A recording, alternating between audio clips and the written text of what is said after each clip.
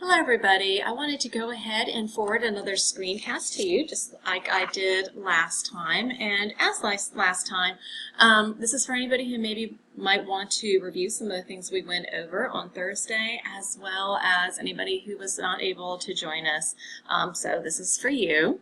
And to go over the objectives from day 4. And I think I sent this out in an email, but some of the things that we were definitely going to work on was looking at those writing rubrics and how we were going to use those rubrics in order to score student work, whether it was argumentation or informational explanatory that you used. And then after we got done scoring the student work, using that data in order to talk amongst the school groups about how they were going to make informed instructional decisions. So now that we know where our students are, what's next, whether those are strengths or weaknesses. And then lastly, back to that conversation of intentionality, what mini tasks are going to specifically address the trends that we see in the student data, and of course the student data being derived from the scoring of the student work that everybody brought with them on Thursday. But before we went ahead and dove into that, and Queenie did this part, so I hope that I'm able to do it justice, but she wanted to go ahead and make a connection between LDC and text-dependent analysis. Not only because text-dependent analysis is something that students should be engaging in quite a bit within their classrooms, but also because it's a major portion of the end-of-course tests. And so she went ahead and presented this sample English 1 text-dependent analysis prompt. And her question was, what are some things that you notice that are very LDC-like? And so some of the things that were pointed out was that students will be engaging in higher order thinking. For example, they're analyzing a specific type of theme. They will be writing an essay, which is a substantial piece of writing. And then lastly, utilizing evidence from the passage in order to support their response. So that text, it's very text-based, and without that text in order to back up an argument, then it simply is just an argument, but not a very solid one. So that was one thing that she wanted to go ahead and bring out, was how this work does mirror some of the things that students are going to have to engage in not only in your classroom, but to show proficiency at the end of the year. And then another thing she wanted to focus on, and this was based on some of the visits that we had during last week, as well as our review of teacher modules. And so this was one teaching task that mirrored some of the things that we saw. This is not written by anybody out of the Rock Hill cohort, but in looking at this particular teaching task, and as you can see, the question at the bottom is, what do you notice? We have students reading a novel, they're looking at photojournals, and they're reading informational articles on child labor practices. So to begin with, that's an awful lot of text. A novel is quite lengthy. I don't know how many photojournals, and I don't know how many informational articles. So moving on, students are going to write an article for a children's magazine. So that's the type of text they're going to create. We need to make sure that it fits what the teacher is going to ask. So then let's move on through the teaching task. So students are going to explain how child labor practices affect children and the economies in Haiti, Asia, and West Africa. And then, of course, they're going to support that discussion with evidence from the text. So moving back to that writing product, an article for a children's magazine. And then if we look at what the topic is supposed to be, the writing task is not very appropriate. An article out of a children's magazine, this is something that most children probably aren't going to be interested in. And then if we look at child labor practices and how they affect not only children, the economies in 3 different geographical locations, that's also quite a bit for an article for a children's magazine. Not to mention the fact that that's quite a bit for a student to have to write on. So this teaching task, like I said, pretty broad. Doesn't focus very well on whichever standards the teacher was attempting to focus in on. And so we invite you to go ahead and really look at your focus standards and make sure that not only does the writing product, but the texts as well as what we are asking our students really do hone in on that focus standard. And so we also wanted to offer up a teaching task that fits all those considerations beautifully. This is one of Maury's. And so as you can see, students will not be reading the entire Scarlet Letter, but they're going to be looking at excerpts. They're also going to be looking at excerpts from nature, and rather than watching the entire movie, The Martian, they'll just see video clips. So even though he's using 3 very lengthy texts, he's not using all of them. He's just using very select portions. Students are going to write an essay, so this is an English class, so it's a very appropriate writing product. And they're going to discuss the romantic characteristics and traits presented by Hawthorne and Emerson and evaluate The Martian within those characteristics and traits presented by those 2 authors. So very, very specific, very, very honed in on his standard, and then of course, lastly, supporting their position with evidence from the text or texts. So this is a great example of how students will be able to understand this. They'll be able to make the connection. They will not be overwhelmed by these massive pieces of text that they'll either have to view or read, and they'll be able to organize their thoughts very well. So hopefully that was helpful, and like I said, hopefully I did that justice. But I wanted to go ahead and move us into understanding those rubrics. And the biggest part of this definition is this portion right here, which is in italics. It's a coherent set of criteria that includes descriptions of levels of performance. So the reason we went ahead and included that was because I wanted to invite you to think about the LDC rubrics as tools to be used for scoring as opposed to grading. And I know that's a little difficult because parents want grades, students want grades. We need to put grades in our grade book, and I get all of that. However, if we think of the LDC rubrics as a way, or tools rather, to create scores in order to measure student growth, that leaves us open to be able to use some of the rubrics that we know we have to use, especially if you are a Project Lead the Way teacher, or if you are teaching at an IB school, or if you are involved in some other program that is very stringent about how those students receive those grades. And then of course we'll talk about a couple of other reasons as to why I'm going to go ahead and use the language scoring as opposed to grading when it comes to the LDC rubrics. So we took a few moments to go ahead and talk about the differences between holistic and analytic rubrics, because the LDC rubrics can be used either way. And then we took some time to go ahead and look at a breakdown of both analytic and holistic rubrics, and both of these 2 slides will be, are rather, in your PRP. If you were not with us, those were sent out to you electronically. If you didn't get it, just let me know. But please take the time to go ahead and look over these 2 slides if you are not familiar with the differences between analytic and holistic rubrics, since we will be engaging more in this conversation as the school year progresses.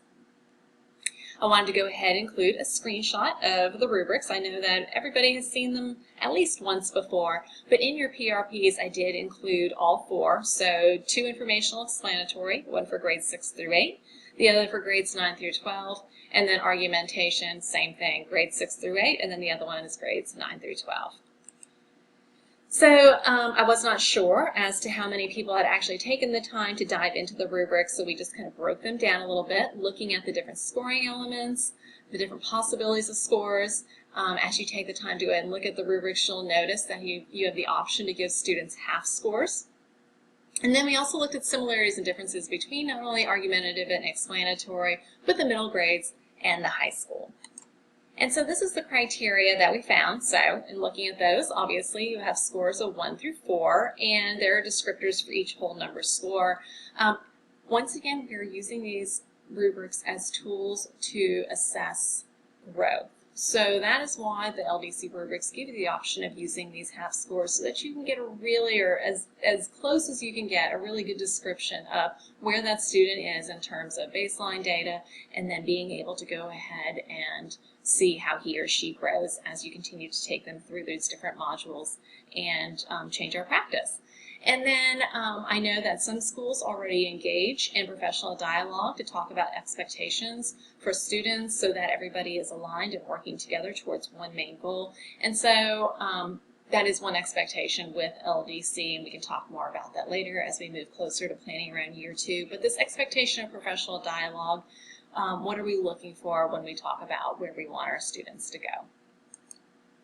And then this is a slide that I went ahead or I wanted to go ahead and share with you, and this is also in your PRP. I forget what page it's on, but we know that sometimes the language of rubrics can be a little confusing to students. So I wanted to share this with you. This is something I used with my own students to just kind of put this in a little more kid-friendly language when it came to the scoring elements. So basically, what am I looking for? And this helped them a little bit more. So you're more than welcome to take this or leave this or steal it or not, but it's there for you. And then I asked school groups to go ahead and engage in scoring and annotating paper X, which was just an anchor paper, so that there was a little bit of practice that happened before people actually engaged in looking at their own student work. Paper X was written by an actual 9th grade student. It is a science paper. And so people took the time to go ahead and grade and annotate that. All these materials are right in your PRP. And this is just a shot of the beginning part of paper X. Just so you're able to go ahead and identify that if you look back in your PRP. And then everybody came together, shared those scores, attempted to reach consensus in those different scoring element areas, and then tried to decide which scoring element would most improve the paper, and then reviewed the exemplar annotation sheet to see how the student was actually scored by LDC, and that exemplar annotation sheet was emailed out to you along with a copy of Thursday's PowerPoint and PRP. So if you didn't get it, please let me know. I'll make sure I get it to you. Another tool that we went ahead and had in the PRP, and we used this when we actually dug into grading, or not grading, let me try that again, scoring our own student work. And so the reason I provided this tool is because I wanted people to be able to see a nice trend as they went ahead and scored their student work. And so each one of these areas up here is part of the LDC rubric. These are all your different scoring elements. And so we went ahead and utilized this tool just simply for the PD. You're more than welcome to use this tool as you continue this work. If your school already has a tool that you'd rather have, that's completely fine as well. But we just want to make sure that when we come back together for those Thursday PD days, that we're able to go ahead and translate that language or that information into these different scoring elements on the LDC rubric. And so just like I went ahead and said, so this was able to allow people to see strengths and weaknesses and those patterns, and also to see where most of the students might be having difficulty as opposed to smaller groups of students, so that we're able to also personalize so that those students can grow. And then moving into the possibilities of year 2, this data will hopefully also be useful. We'll talk more about that later. But when we have some trends that we can actually show our peers in maybe some of these different areas, that might make that conversation a little easier as we move closer to that time. So then everybody had time to go ahead and score student work. If you have not had an opportunity to do that, if you could get that done before we come back together in January, that would be fantastic. And then so after student work was scored, then school groups talked about common elements of strength, improvement, and then what are some action steps. And they recorded their conversations on chart paper, which I went ahead and kept, and we'll go ahead and post every time we come back together. And then we'll constantly be looking at these questions with each round of student work that we do score. That way we're able to see whether or not those elements of strength are remaining elements of strength, whether or not those elements that need improvement are improving, and if so, what are some areas that might need some attention as well. And then of course, as those common elements change or remain the same, then we need some action steps, and those action steps might have to change based on the trends that we see. So that's why we'll need to go ahead and keep looking at what happened before so that we can kind of determine, okay, great, now what? Then we wanted to go ahead and also talk about, or we went ahead and talked about utilizing the rubric to drive instruction for the next few modules. And if you look in your PRP, I went ahead and color-coded it according to this graphic of the instructional ladder, which I know we've seen a couple of times before. So in looking at your rubric, If students seem to be having some difficulties in controlling idea, chances are you probably need to put a little more emphasis on preparing for the task so that students know exactly what it is they are engaging in, especially this task analysis here. Where are they headed? How are we going to constantly remind them of that why? Why are we doing this? Well, we're doing this because this is the task we're moving into. Selection and citation of evidence. You're probably going to, if they're failing, or not failing, but if they're not doing as well in this area, the reading process is a great place for you to go ahead and put in some intentional mini tasks in order to tackle that issue right there.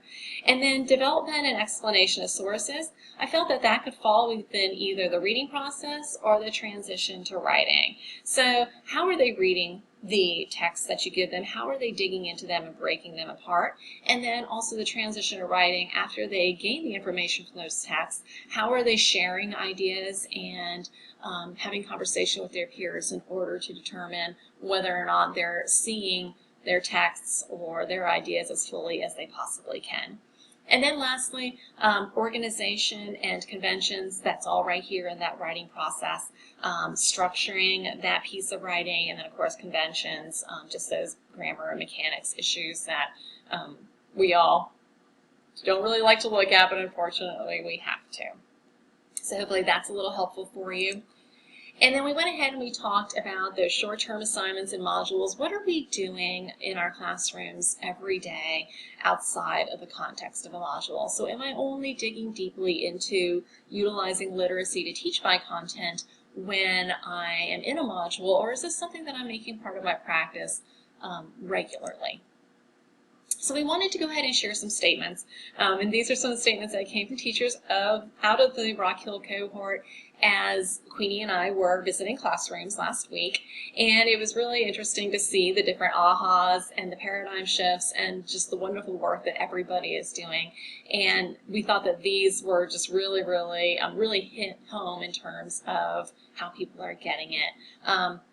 And so basically right here, this first one, it doesn't have to be a lot, it just has to be really focused. What do I want my students to do? What do I need to be able to see in order to know that they got it? Every document and text you use needs a mini task or a strategy in order to break it apart. Hopefully you'll get the results if students know more, and then because hopefully we're breaking it down for the students, they're becoming more engaged because they're getting it. So once again, thank you for all your hard work. We wanted to share these quotes with you. And so in looking at the data that was compiled from the student work that was scored during last Thursday, teachers also went ahead and planned and charted out on chart paper, or wrote out rather on chart paper, answers to these questions. What elements of LDC would improve student learning if used every day? So if we get our students used to reading, writing, thinking, and talking in this manner, what would our classrooms and our practice look like? What kind of artifacts would I see in a class that uses literacy to teach content regularly? Am I going to see exit tickets? Am I going to see graphic organizers? Am I going to see student voice and choice and movement? And then that kind of also goes down into the different actions and behaviors that not only should I see from students if I come into a classroom using literacy to teach content, but also what are we doing in order to facilitate those actions and those behaviors as well. So there was a little bit of brainstorming around that and some really great responses, some really fantastic conversation. And then as you build your next module, and I know that if you weren't with us on Thursday, you haven't had an opportunity to look at this data, but some areas of student weakness that need addressing. How are we going to address them intentionally, even if a module is not being taught? Remember, it can't just be done 3 times a year. This is something we need to be doing all the time, which brings us to this last part right here, identifying ways to address whatever area of weakness or, once again, strength as a part of regular instruction. So it just becomes status quo in your classroom. So Queenie and I went ahead and thought about some of the different pieces of feedback that we've been receiving from teachers in terms of module creation expectations, especially from those individuals who teach science, social studies, and CTE.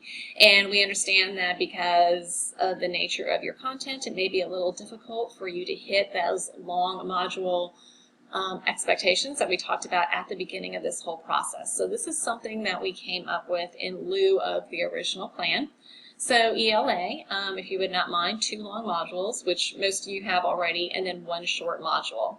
Other content areas, science, social studies, and CTE, 1 long module because we would like for you to have the experience of actually creating and teaching a module, and then 4 short modules. Keep in mind a short module, we're talking, it can be anywhere from a day to no more than 5 days. And a short module should be no more than 5 days, ever, regardless of whether or not you are a 90-minute period or a 60-minute period.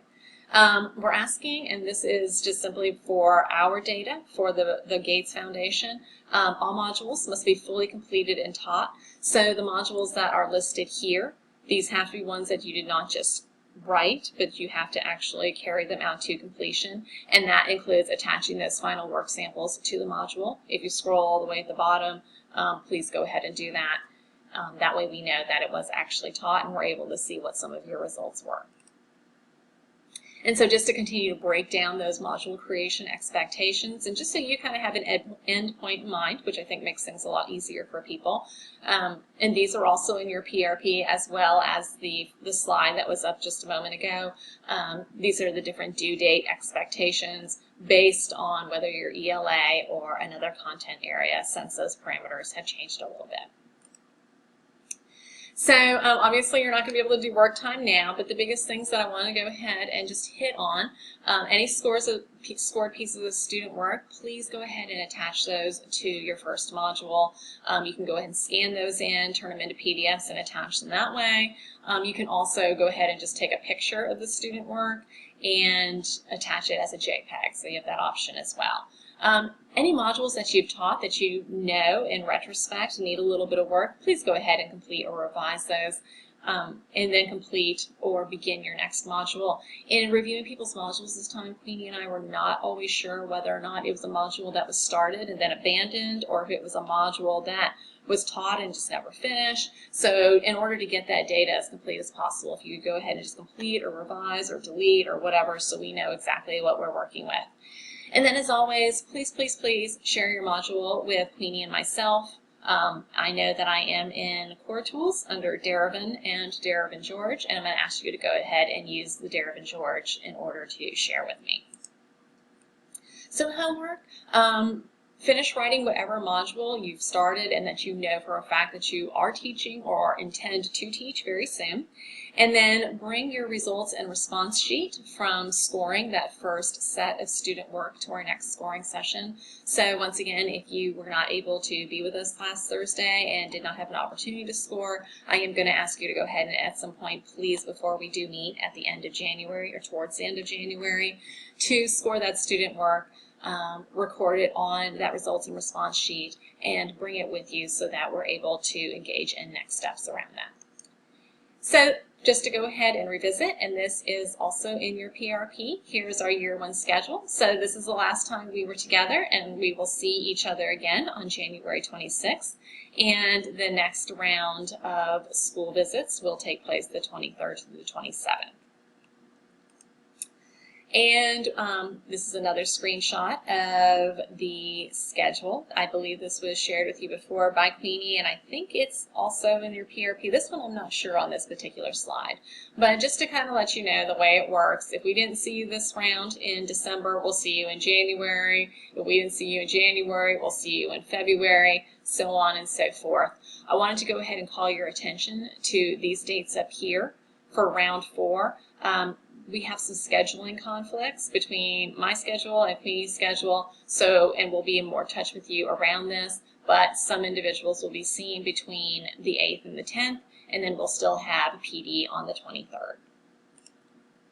And there is a shot of January's schedule. I think there are some revisions that need to be done on this, but we'll get in touch with you before January's visits do come. And yeah, that's what we'll go ahead and do there.